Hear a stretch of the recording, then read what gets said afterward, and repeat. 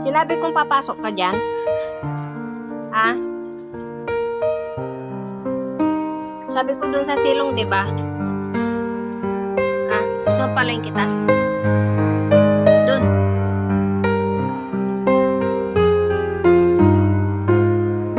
Sabi nang hindi pwede dyan. Kami paninda dyan eh.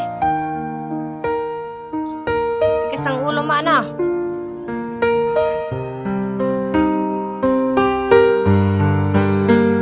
Tigas yung ulo mo?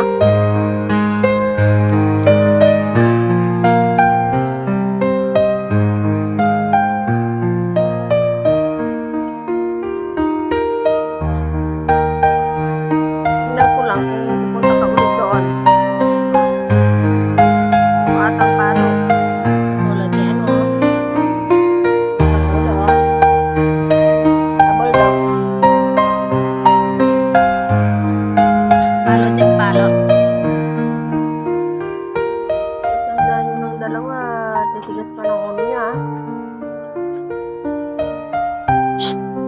Be! Nope.